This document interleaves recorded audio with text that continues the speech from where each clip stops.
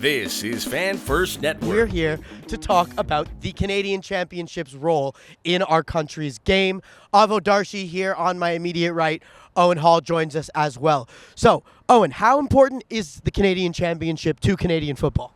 It's super important. I mean, it's essential that you have a domestic competition for your own country. We've seen the magic of the FA Cup in England. There's a ton of storylines.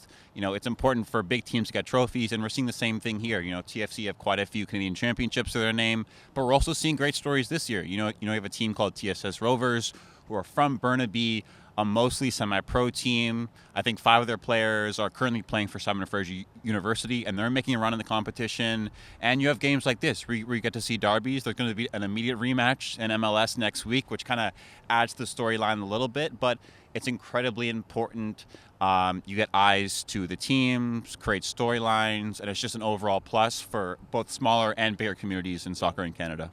Okay, so that's the Canadian Championship. Let's talk a little bit about some of our Canadian players. Jonathan David is a topic of conversation right now. He is the 3rd leading scorer in all of League One. Kylian Mbappe and Lacazette are the only 2 guys ahead of him. Those are some pretty nice names. He is likely going to move on in the immediate future from Lille. Where do you think the best place for him to end up would be?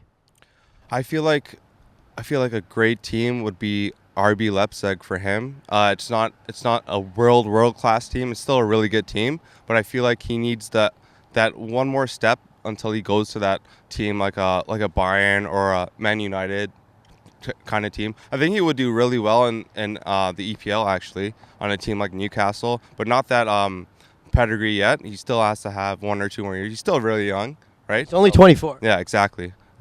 So I think, yeah. What about you? We were talking about the Premier League, right? Yeah. And I want to see him play in the Premier League because there's a lot of eyes. But as I was kind of going down the list, I don't necessarily want him on a top 6 team right now just because I think there's so much talent in terms of strikers in the league right now. Even in the past year, we've seen a ton of names come. And then you kind of go down the list. Newcastle have Isak and Wilson. You even have Brighton with a guy like Evan Ferguson. There are a ton of sort of mid-table teams that have their guys already. But I think there's still a really big team that needs a striker right now, and they're still in the Champions League. And that team for me is AC Milan. There are 2 strikers up top right now, are Olivier Giroud and Zlatan Ibrahimovic, guys who are a little bit old. Yeah, a little bit over the peak. And I think RB Leipzig was in my mind too, for sure, because I think both the Bundesliga and Serie A have a lot of space for players to work in kind of different ways. I think the pace in the Bundesliga is a little bit faster than it is in Serie A. But I think he would fit so well. He's a very technically sound player. He's someone who can contribute in build-up because AC Milan have wingers that can finish. They have Rafa Leao. That would actually be a great signing, man. Yeah, Rafa Leao needs support. He can score a lot of goals. They have midfielders that can come in. Charles de Ketelaere is another striker in there who's a bit of a tall guy, but he likes to play off other players as well. I think that's a great fit for him because you kind of have the balance between he has a spot laid out for him, but it's still a big club that will compete both in Europe and domestically as well. For sure. I think you guys hit the nail on the head. I don't think we're ready to see. I don't think Jonathan David is ready to find himself at a top 6 club in England. It's just not. It's not that stage of his development yet. But RB Leipzig, AC Milan, both seem like reasonable stepping stones to maybe 2-3 years down the line when he's 26 to getting into one of those top spots in England, in Germany, wherever he ends up playing. Okay, so the last thing I wanted to talk to you guys about, the feeling around Canada soccer as a whole.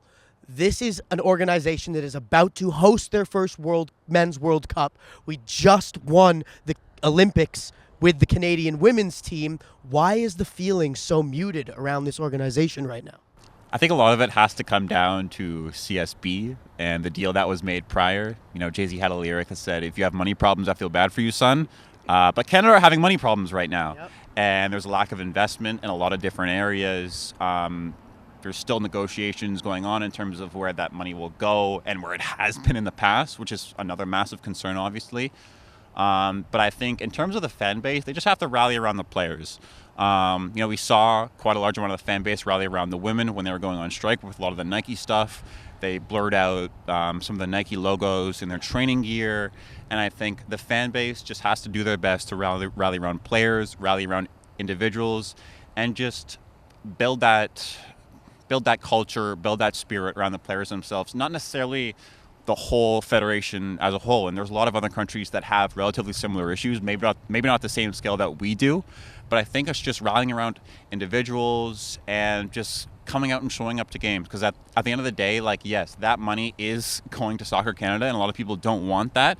But I think at the end of the day, like, we want to support these players, and it's important to do that because a lot of these players have gotten moves because of that. You know, we see someone like Alistair Johnson, who's playing in League One Ontario not that long ago.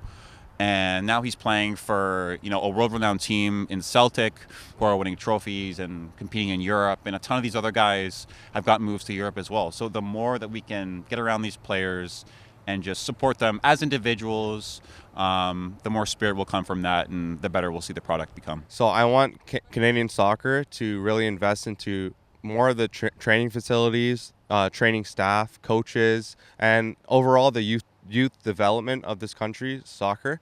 I actually played with Alistair Johnson at A&B Football Academy. I had a great coach, Coach Bassam. They produced actually several professional players. Alistair Johnson one, Adonijah Reed another one. They're just great players, a great talent from that one development academy. So I feel like if we invest more money into youth developments, we can produce more players from Canada. Overall, the future of Canada soccer is bright. We have a World Cup coming up. The women's team is winning. That is a good start. Now we need the rest of the organization to follow suit and pull it all together. We have the chance to be a really big nation. Let's hope we see it soon. This is Fan First Network.